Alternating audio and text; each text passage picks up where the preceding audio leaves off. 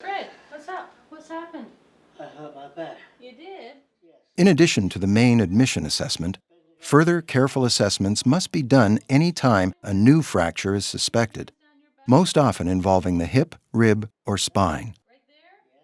Signs of a new spinal fracture may include new or sudden back pain, a tired back or back muscle pain, bloating, eating smaller meals, and reddened pressure points along the spine.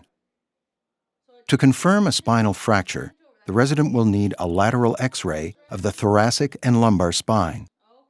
Over time, multiple spinal fractures may severely impact a resident's quality of life, leading to height and weight loss, back pain, and eating, mood, and sleep difficulties. A hip fracture should be suspected if the resident suddenly can't walk or bear weight, if a leg is unusually rotated, or if the resident complains of new or sudden hip pain.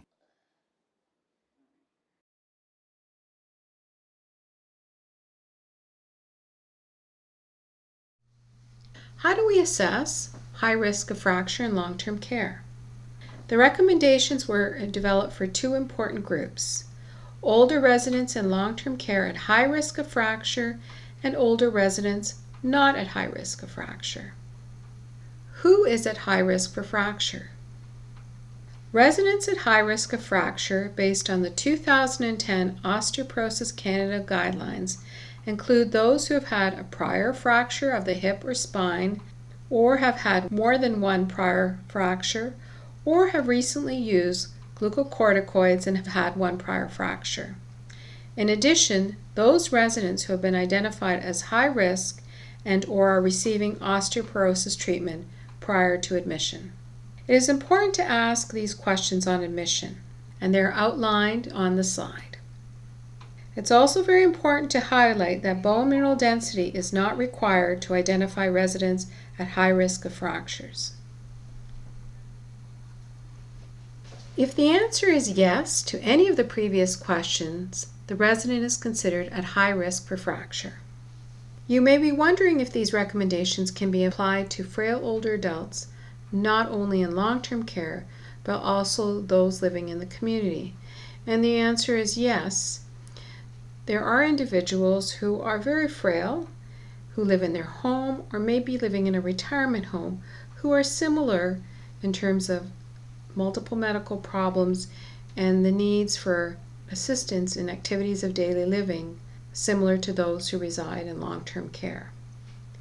These guidelines contain valuable and practical strategies to prevent fractures, which will be useful for physicians, caregiver, and residents in long-term care.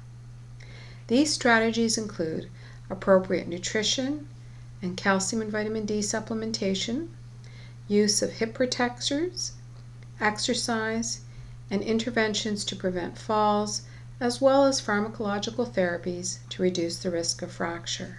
In summary, the goal of these recommendations are to improve the lives of seniors residing in long-term care. First, determine the risk of fracture on admission, asking the questions reviewed previously.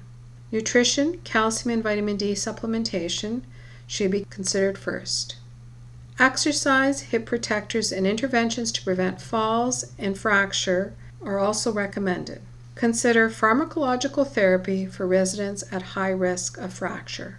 For access to the recommendations and other tools and resources, please visit the following websites: Osteoporosis Canada, Canadian Medical Association Journal, and the Jarrah Centre.